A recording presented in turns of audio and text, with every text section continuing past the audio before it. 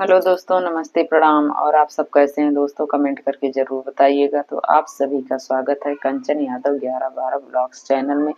आप सब जाइए दोस्तों, सर्च कीजिए और अपना अपना प्यार दुलार आशीर्वाद दीजिए दोस्तों। आगे बढ़ाइए, सपोर्ट कीजिए। चैनल पे नए आए हैं तो सब्सक्राइब कर लीजिए दोस्तों, ताकि मेरे वीडियो का नया नोटिफिकेशन दोस्तों आप सब तक सबसे पहले पहुंचे। तो चलिए दोस्तों, आज की वीडियो में आप सबको बताते हैं निर्जला एकादशी की व्रत कथा।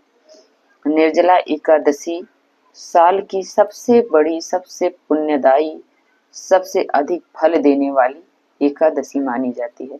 इस दिन कोई भी वैष्णव, कोई भी मनुष्य यदि इस व्रत को कभी करे या ना करे, एकादशी का व्रत, लेकिन एक बार इस निर्जला एकादशी का व्रत कर लेता है तो उसे जन्म जन्मांतर में कभी नरक नहीं जाते। इस व्रत को करने से कहते हैं कि जो दूत होते हैं वो नहीं आते हैं उसके मृत्यु के समय भगवान के पार्षद आते हैं और विष्णु लोक को लेके जाते हैं। ये शास्त्रों में वर्णन आता है दोस्तों, हम भी सुने हैं तो आपको बता रही हूँ। और इस व्रत को करने से हमें धन संपदा तो मिलती ही है, लेकिन हमें अंत में मृत्यु के बाद हमें मोक्ष प्राप्त होता है। आप कोई भी व्रत करें, किसी में धन लाभ, किसी में अखंड सुहाग, ये सभी चीजें तो मिलती हैं, लेकिन आपको जो सच्चाई है वो नहीं मिलती है। तो इसमें जो सच्चाई है जिससे हमें मोक्ष मिलना है वो मिलती है एकादशी का व्रत करने से। तो वैसे तो हम लोग हमेशा एकादशी का व्रत करते हैं, महीने का 2 एकादशी पड़ती है, दोनों का व्रत करते हैं। लेकिन निराजल वाली एकादशी जो है, जो नहीं करते हैं वो अगर इस व्रत को करेंगे तो उन्हें पूरा का पूरा पुण्य फल की प्राप्ति होगी दोस्तों। तो कहते हैं इस एकादशी का व्रत करने से करोड़ों करोड़ गुना स्वर्ण दान के बराबर पुण्य फल की प्राप्ति होती है। तो अब हम आपको सुनाते हैं दोस्तों एकादशी व्रत कथा। एक दिन व्यास जी महाराज भीम भैया को तो सभी जानते हैं, भीम के यहाँ पधारे और उनके घर पर जब पधारे तो सभी के मन में जो जो प्रश्न था वो सभी अपने प्रश्न को व्यास जी महाराज के सामने रखा। और उसी समय भीम भैया ने भी बोला कि व्यास जी, मेरे घर में मेरी माँ, मेरे चारों भाई, द्रौपदी माँ और कुंती माँ, सभी लोग एकादशी का व्रत करते हैं और मुझे भी बोलते हैं कि आप भी इस व्रत को करो। और मुझे तो एक दिन क्या, एक समय भी हम नहीं रख सकते व्रत। हमारे अंदर ऐसी अग्नि है जिससे कि मैं भूख को बर्दाश्त नहीं कर पाता हूँ। तो मुझे ऐसा कोई व्रत बताइए कि जो सिर्फ एक दिन करने से हमें मोक्ष की प्राप्ति हो जाए। तो व्यास जी बोले कि आप जैसे बोल रहे हो कि मैं व्रत नहीं कर सकता हूँ, मेरे अंदर ऐसी अग्नि है कि जिससे मैं भूख को बर्दाश्त नहीं कर पाता हूँ। तो भीम, आप नर्क और स्वर्ग आपको तो पता है, आप जानते हो, तो आपको नर्क पसंद है या स्वर्ग? तो वो भीम जो थे वो नर्क का नाम सुन के ही वो डर गए। बोले नहीं, मैं नर्क नहीं जाना चाहता हूँ, मुझे ऐसा कुछ बताइए पितामह कि मैं उस व्रत को करने से मुझे नर्क ना जाना पड़े। तब व्यास जी महाराज बोले कि ठीक है भीम, मैं एक ऐसा व्रत बता रहा हूँ जिसको करने से सिर्फ एक दिन आप यदि कर लोगे तो आप मोक्ष के अधिकारी बन जाओगे। तब उन्होंने बताया कि ज्येष्ठ मास की शुक्ल पक्ष में पड़ने वाली एकादशी का नाम निर्जला एकादशी है। यदि कोई भी मनुष्य, कोई भी वैष्णव यदि निर्जला एकादशी का व्रत करता है तो उसे नरक नहीं जाना पड़ता, उससे सीधा मोक्ष का अधिकारी हो जाता है।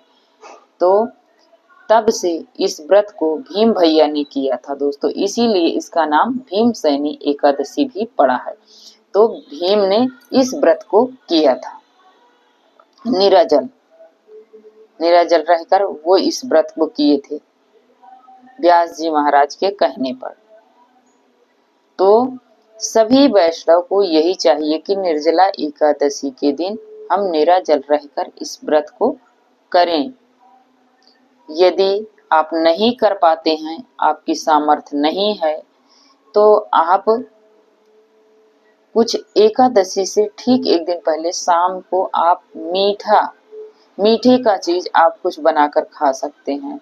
हलवा है, खीर है, सेवई है, खीरा है, इन सब चीज को खाने से हमें प्यास नहीं लगती है दोस्तों। लगती तो है लेकिन थोड़ा कम लगती है।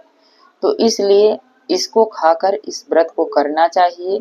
और ज्यादा ही प्यास लगती है तो आप भोर से पहले 2:30-3 बजे के आसपास में आप जल ग्रहण कर सकते हैं, लेकिन भोर में इसमें बिल्कुल जल नहीं ग्रहण करना चाहिए दोस्तों। ये निराजल व्रत होता है, इसमें 24 घंटे निराजल रहकर इस व्रत को करते हैं, तब हमारे प्रभु श्री हरि विष्णु भगवान की कृपा उन्हें प्राप्त होती है और वो भगवान श्री हरि प्रसन्न होकर उन्हें आशीर्वाद देते हैं। तो इस व्रत को निराजल रहकर किया जाता है दोस्तों, लेकिन ये भी देखना है कि हमारा स्वास्थ्य कैसा है। अपने स्वास्थ्य को देखते हुए इस व्रत को करना है, इसलिए कि ऐसा ना हो कि हम व्रत रखें और बेहोश हो जाएं, मेरी बीपी हाई लो होने लगे और मुझे हॉस्पिटल जाना पड़े। तो ये सब देखते हुए इस व्रत को करना है। जो रह सकते हैं, जिनका स्वास्थ्य सही है वो कर सकते हैं, जिनका स्वास्थ्य नहीं सही है, दवा पर चल रहे हैं या वैसे भी उन्हें बहुत सारी बीमारियां हैं, कमजोरियां हैं, तो वो अपना जल फल ले सकते हैं। इस प्रकार से भी इस व्रत को कर सकते हैं। और इस दिन दोस्तों आपको जल से भरा घड़ा दान अवश्य करना चाहिए। ये ज्येष्ठ का महीना है, बहुत तपन का महीना है, बहुत गर्मी होती है। इस दिन जल का दान महादान के बराबर होता है। इस दिन दान करने से अनंत गुना पुण्य फल की प्राप्ति होती है दोस्तों। तो इस एकादशी पर आप इसका विशेष ध्यान रखिएगा कि दान जरूर करें जल का। और इस एकादशी के दिन हमें ओम नमो भगवते वासुदेवाय मंत्र का जाप जितना हो सके उतना करें। इससे आपको भगवान की कृपा अनंत गुना बढ़कर फल देने वाली है दोस्तों। तो आप जरूर कीजिएगा, इस मंत्र का जाप कीजिएगा। और दूसरे दिन जब आप इस व्रत का पारण करेंगे तो पारण में आपको आप एकादशी के दिन पहली बार तो आप दान कर लीजिएगा घड़े का, और दूसरे दिन आप एक ब्राह्मण को भोजन जरूर बनाकर शुद्ध सात्विक पवाकर ही आप पारण कीजिएगा।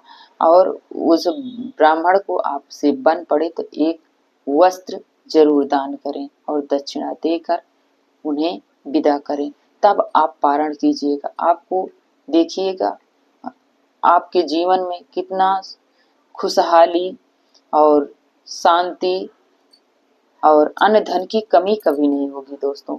इस एकादशी का इतना बड़ा पुण्य फल है कि जो भी इस व्यक्ति इस व्रत को करता है उसके जीवन में कभी अन्न धन और सुख संपदा की कमी नहीं होती है। उन्हें भगवान की कृपा प्राप्त होती है और अंत में उन्हें मोक्ष की प्राप्ति होती है दोस्तों। तो ये रही दोस्तों निर्जला एकादशी की व्रत कथा। व्रत कथा बहुत ही सरल है, बहुत ही छोटी है, बहुत बड़ी नहीं है दोस्तों। ये रही उसकी कथा। और अब मिलती हूँ दोस्तों नेक्स्ट ब्लॉग वीडियो में। यदि आपको मेरी वीडियो थोड़ी भी यूजफुल लगती है, थोड़ी भी पसंद आती है, तो आप लाइक शेयर सब्सक्राइब करना बिल्कुल मत भूलिएगा दोस्तों। वीडियो बनाने में बहुत समय और मेहनत लगती है दोस्तों, तो आप जरूर कीजिएगा। और आप लाइक दोस्तों जरूर कीजिएगा। आपकी एक छोटी सी लाइक से हमें बहुत हिम्मत एवं प्रेरणा मिलती है, तो आप जरूर कीजिएगा। अब मिलती हूँ दोस्तों नेक्स्ट ब्लॉग वीडियो में, तब तक के लिए बाय बाय दोस्तों। राधे राधे, जय श्री